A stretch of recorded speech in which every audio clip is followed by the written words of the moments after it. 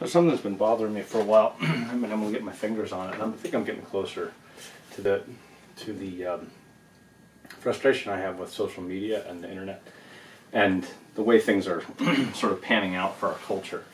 And I have young children now, so I guess that changes the way I think about things anyway. But I also grew up in an age when there wasn't this sort of technology, and so I'm not an objective observer by any stretch of the imagination, but I'm an observer anyway. And I remember how social relationships worked and ideas, and I'm not all that, starry-eyed about the past. I realize the past is full of problems, which I want to distance myself from, personally as well as professionally. But I'm also frustrated with where things are going. Something's wrong. Something's not right, and I can't get my hands on it really. And it's not. It's the worldview. It's the worldview of my culture. It's changing rather dramatically. It's shifting, but it's shifting under our feet, so we don't actually know it's shifting. But our perspective of individual rights and freedoms and identity have changed over the past 20 years, where at one time that was housed inside of a larger framework, a framework of American society, American culture, Judeo-Christian something or other. Who I am was housed inside those frameworks. So it was the individual is important. That's been part of the liberal experiment, lowercase l, liberal experiment in the West. The individual is the crux of society. The individual is the purpose for society. This is what the American Revolution helped to ask, at least ask the question and started moving in that direction, that it's not about the aristocracy, it's not about the nobility, it's not about some preset tradition. You evaluate the justice of a government not on how true it is to these traditions, but how well it serves the individual. But that serving the individual, defining that term, always happened inside of a larger framework, the framework of what was good for society, or what's the individual's role in society, what the individual is supposed to do, how am I supposed to sacrifice for the greater good, what's right and wrong. Right and wrong become that framework, and we've got different ways of talking about that framework. In economics, right and wrong is my responsibility to labor. Political framework, my right and wrong is my responsibility to vote and obey the laws. Social framework, my responsibility to love my neighbor. So there's all of these sort of angles and sort of harder pieces, structures of this framework that we're supposed to live inside. And what's happening now is the idea that this is all for the individual, which was the assumption. All these frameworks are there for the individual. Now the ground has been moving so that the framework is becoming the problem. And the only thing really that matters is the individual. So the individual is now only truly served once the framework is entirely destroyed. There's actually an interesting article that came out, and I don't like doing this, but I feel I must because it was so accurate, about what this progressive view is nowadays, and what it's become. And I think this is worth maybe reading. This is an article from,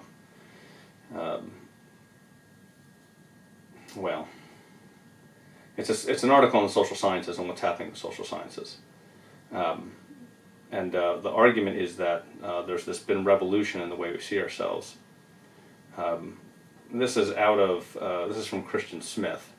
This is the quote. Once upon a time, the vast majority, this is the view now, right? So once we were eliminating the structure around the individual. It used to be that right and wrong, good and bad were sort of defined by the structure for the person, if you can understand that. I think that makes sense.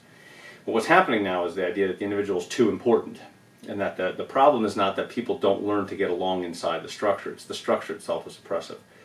So now the individual is a lone individual, and we only have a good society once that framework is destroyed. So this is how Christian Smith says it.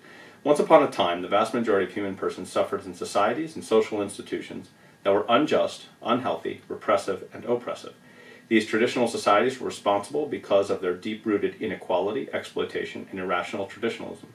But the noble human aspiration for autonomy, equality, and prosperity struggled mightily against the forces of misery and oppression, and eventually succeeded in establishing modern, liberal, democratic welfare societies. While modern social conditions hold the potential to maximize the individual freedom and pleasure of all, there is much work to be done to dismantle the powerful vestiges of inequality, exploitation, and repression. This struggle for the good society in which individuals are equal and free to pursue their self-defined happiness is the one mission truly worth dedicating one's life to achieving. Brilliantly said. So the idea then is that we only have a true and good society for the individual, which was the goal originally, but now only once the frameworks around that are destroyed. Now that's a very powerful worldview. That's a worldview that controls sociological thinking, it controls politics, economics, everything. It's a very entrenched worldview. It's a very precise worldview. It's a worldview that has years of, and decades now, almost a century or more, since this sort of Marxian revolution, of defining the individual by external circumstances, so that a person is only who is because she's been made or he's been made by their external life. Marx called it the mode of production, but now we call it anything, childbearing, what you said to me, the fact that someone, said something mean to me, or whatever. All of these, which are true, I'm not denying them, but the point is that entirely constructs me. So the only way that I can finally be myself is to deconstruct all of these things, deconstruct everyone else's opinion of myself, until I am standing free on my own terms for who I am, who I decide to be, which is, Jacques Derrida's idea of deconstruction was a part of this whole mode. So that theory is a very precise theory. It comes with all of this baggage and all of this study and all this research. But here's what's interesting to me, and I guess here's what I'm getting at. That well thought out worldview, which once you see it in those terms, you can grapple with things, ooh, is that true or not true, is being communicated not by its premises, it's not being communicated by its truth claims, it's being communicated now by a medium of communication. That medium of communication is the internet and social media. Here's what I mean. If you were to take any situation, let's say as a society we determined that cutting down oak trees is evil, for whatever reason. It's a moral decision we as a culture have. Oak trees just should not be cut down. And so if I try to, evaluate the individual inside that structure, and I'd say, well, this individual is hurt by this oak tree, doesn't like the oak tree being there.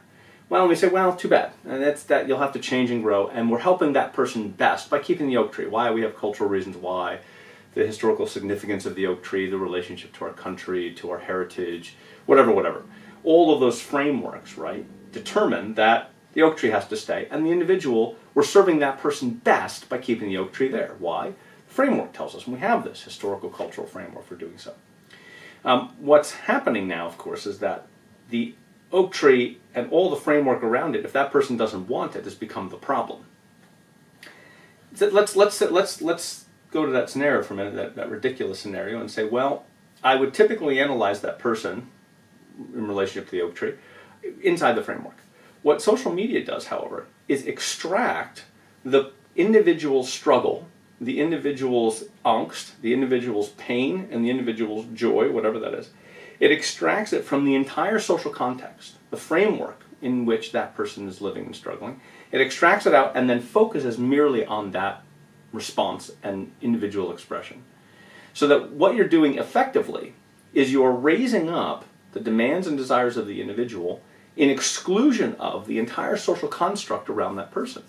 And if what I'm doing is on my internet and social media constantly engaging with an individual's self-expression of their frustrations, then all I ever examine are those feelings and those experiences and those emotions. What I never get in touch with or engage with are the frameworks as to why. Well, maybe there's a reason why that oak tree is there. Maybe there's a historical reason. Maybe I have to step back, look at this individual suffering inside the range of human history.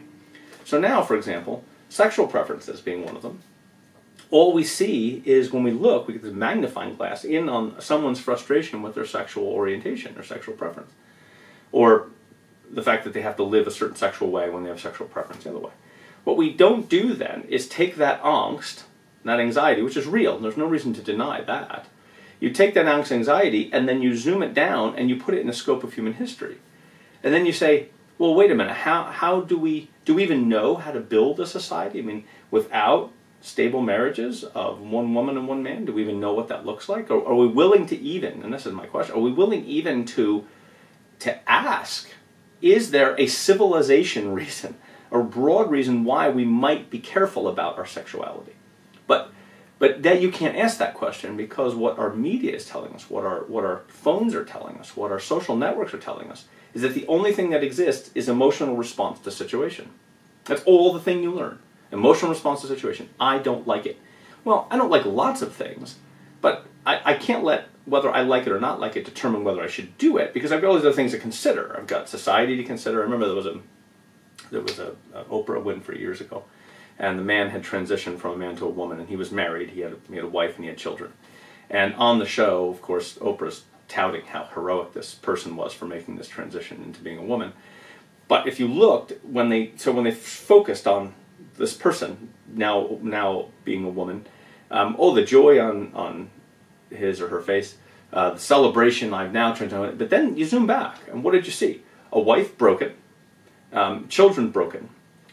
Now that's just a micro. But what if you zoom back even further? What happens in a society? What happens in a culture this way? What happens for progeny? What happens for growing up children? What happens for the structure and stability of society? I'm not saying I know for sure what happens to all of those things. What I'm saying is we don't even have the privilege of zooming out and asking what are the implications for all of these larger arenas, because our social media doesn't allow us. Our response now, visceral response to anything, is whether or not I can find someone who's ticked off about this. I noticed about listening to NPR now. The NPR, what they tend to do on the radio program is they find a situation they don't like, and then they find one guy in Abilene, Texas, who is just totally frustrated with it. I mean, one person in a state, one person in a town is really a very small sample. Then alone in a city, and then alone in a state, and for a nation. But the reason why that's so appealing to the listener, which is why I think NPR does it, is because that's the reference point we now use for examining right and wrong. We don't use the reference point of the framework that was constructed. Tradition and history and philosophy and theology. We have all of these frameworks that we try to hold together. In the individual, we want to serve them best by keeping that framework in place. Now we've gotten to the point where all we see is the pain and suffering of the individual, and we don't take any notice anymore of the framework around the person.